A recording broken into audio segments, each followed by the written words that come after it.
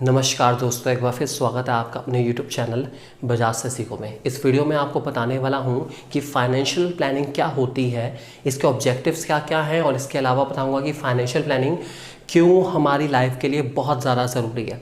आप लोगों ने प्लानिंग का नाम सुना है। प्लानिंग का मीन्स होता है deciding in advance what to do and how to do it, या फाइनेंशियल वर्ड उसके साथ ऐड ऑन हो गया। मतलब क्या है, जब आप पैसे को प्लान आउट करके चलते हो, पैसे को प्लान करना दोस्तों बहुत ज़्यादा ज़रूरी है। कहा गया है, किसी ने बहुत अच्छा कहा है कि अगर सही टाइम पर सही पैसा आपके पास अवेलेबल नहीं है, आपको जब ज़रूरत है तब आपके पास उतना पैसा नहीं है, एनी हाउ अगर आपके पास उतना पैसा नहीं है तो ऐसे पैसा किसी काम का नहीं है। सही टाइम पे सही पैसा आपके पास होना चाहिए ताकि आप उस पैसे को यूज़ कर पाएँ और अपने उस काम को पूरा कर सके जिसके लिए आपको वो पैसा चाहिए। और अगर वो पैसा नहीं है टाइम पे अवेलेबल तो आपका वो काम हो पाने वाला नहीं है। और ये बहुत शर्म की बात है कि आप अपनी लाइफ में अपने पैसे को इतने अच्छे से प्लान आउट नहीं कर पाए, आपने अच्छी फाइनेंशियल प्लानिंग नहीं करी, इसीलिए आपके पास सही टाइम पर सही amount of funds, that is सही अमाउंट का पैसा अवेलेबल नहीं रहा। तो ये बहुत शर्म की बात है आपके लिए। इसलिए सही टाइम पे सही पैसा अवेलेबल होना बहुत ज़्यादा ज़रूरी है। इसी बात को इंश्योर करके चलती है दोस्तों हमारी फाइनेंशियल प्लानिंग। यही है दोस्तों हमारी financial planning. Financial planning actual में क्या है, इस बात को इंश्योर करके चलेगी कि जब जब आपको जितना जितना पैसा चाहिए उतना पैसा आपके पास अवेलेबल होना चाहिए। आप पैसे को सही से अवेलेबल करो और इस तरीके से मैनेज करके चलो कि जब आपको चाहे तब आपके पास वो अवेलेबल हो जाए। बस और कुछ नहीं चाहिए, बस यही चाहिए। इसी का नाम है दोस्तों हमारे पास फाइनेंशियल प्लानिंग। इस फाइनेंशियल प्लानिंग के दोस्तों हमारे पास दो ऑब्जेक्टिव्स होते हैं। पहले का नाम हमारे पास है to ensure availability of funds whenever required, जो मैंने आपको बताया जब जब जितना पैसा चाहिए उतना अवेलेबल होना चाहिए, बहुत ज़्यादा ज़रूरी है। ये हमारा पहला ऑब्जेक्टिव। और दूसरा है to see that the firms do not raise funds unnecessarily, और इस बात को इंश्योर करके चलिए कि फर्म जो है हमारी कंपनी है वो अननेसेसरली पैसा ना ले। आप जब किसी से अननेसेसरली तरीके से पैसा लेते रहेंगे तो जब आपको सच में पैसे की जरूरत पड़ेगी, जब आपका ज़रूरत का समय आएगा तब आपको कोई पैसा देने वाला नहीं होगा। अगर आप अपने सारे एसेट्स को ऑलरेडी मॉर्गेज कर देते हैं तो जब आपको सच में पैसा चाहिए तब आपके पास एसेट भी नहीं होंगे मॉर्गेज करने के लिए, आपको लोन मिलने वाला नहीं है। तो हमेशा बात को ध्यान रखे चलिए कि कोई ना कोई ऑप्शन जो है हमेशा खोल के रखो जहाँ से आप जब चाहें पैसा ले सकें या इमरजेंसी के टाइम पर आप पैसा ले सकें। ये बहुत ज़्यादा ज़रूरी है हमारी लाइफ के लिए। इसी का नाम है दोस्तों हमारे पास दूसरा पॉइंट, जिसका नाम है that is to see that the firms do not raise resources unnecessarily. इस बात को ध्यान रखे चलिए दोस्तों, बहुत इंपॉर्टेंट पॉइंट है हमारा। इसके बाद आता है दोस्तों हमारे पास इंपॉर्टेंस ऑफ फाइनेंशियल प्लानिंग। क्यों ज़रूरी है फाइनेंशियल प्लानिंग, ये मैं आपको बताता हूँ दोस्तों। सबसे पहला पॉइंट इसके अंदर है it facilitates collection of optimum funds. ज़्यादा से ज़्यादा पैसा इकट्ठा हो सके इस बात को इंश्योर करेगी हमारी फाइनेंशियल प्लानिंग। जितना ज़्यादा हो सकता है उतना इकट्ठा कराएंगे, लेकिन हमारी कैपेसिटी के अकॉर्डिंग। दूसरा हमारे पास है help in fixing the most appropriate capital structure. Capital structure दोस्तों होता है कितना डेप्थ कितना इक्विटी। आप पैसा ले रहे हैं, उस पैसे में कितना डेप्थ होगा, कितना बोरोड फंड होगा और कितना हमारा ऑनर फंड यानी इक्विटी होगा।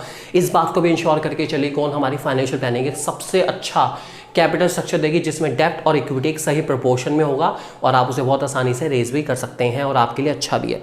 तीसरा पॉइंट दोस्तों हमारे पास इसके अंदर है जिसका नाम है हेल्प्स इन ऑपरेशनल एक्टिविटीज़। आपकी जो भी ऑपरेशनल एक्टिविटीज़, आपको जो भी काम करना है वो सारा भी आपको कौन कराएगी, हमारी फाइनेंशियल प्लानिंग। इस बात को दोस्तों गांठ बांध लीजिए कि हमारी फाइनेंशियल प्लानिंग हमारे दो डिसीजन का सम होती है।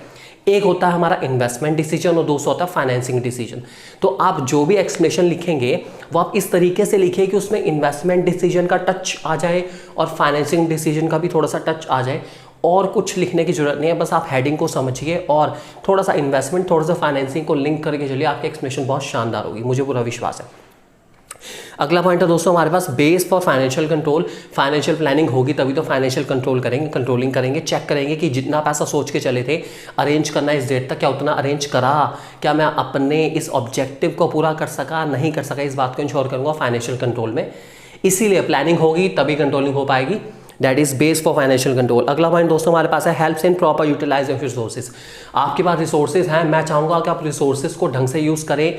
जहाँ पर उन रिसोर्सेज से मैक्सिमम पॉसिबल एडवांटेज लिया जा सकता है वहाँ यूज़ करिए ताकि आपको ज़्यादा से ज़्यादा बेनिफिट हो सके।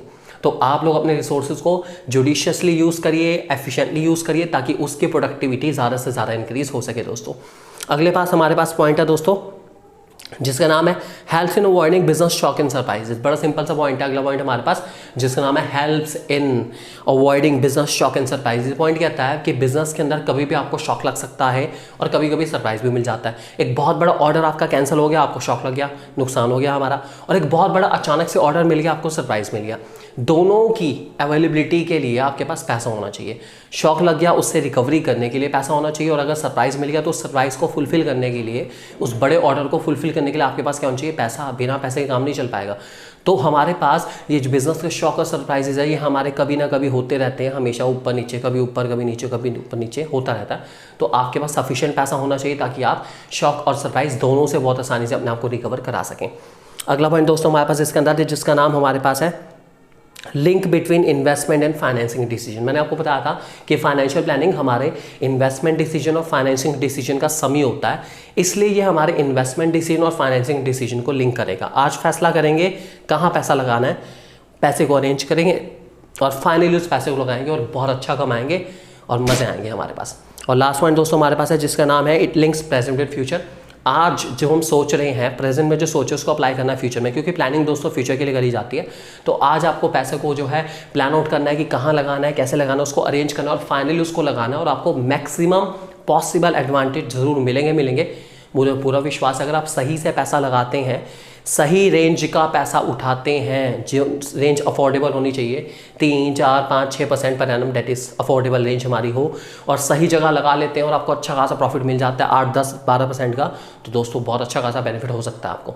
इसलिए पैसा लगाने से पहले बहुत ज़्यादा सोचिए, समझिए, फाइनेंशियल प्लानिंग करिए और हर चीज़ को सोच विचार करने के बाद ही पैसा लगाइए ताकि आपको मिल पाए maximum possible advantage. Thank you very much दोस्तों। अगली वीडियो में आपके लेकर आ रहा हूँ ट्रेडिंग ऑन इक्विटी का टेबल सिखाऊंगा कि ट्रेडिंग ऑन इक्विटी किस चिड़िया का नाम है, क्या कंसेप्ट है, और इसके अलावा हमारे कैपिटल स्ट्रक्चर को कौन कौन से फैक्टर्स अफेक्ट करते हैं। ये होगा दोस्तों हमारी अगली वीडियो में। बहुत बहुत शुक्रिया हमारे साथ मौजूद रहने के लिए। Thank you very much.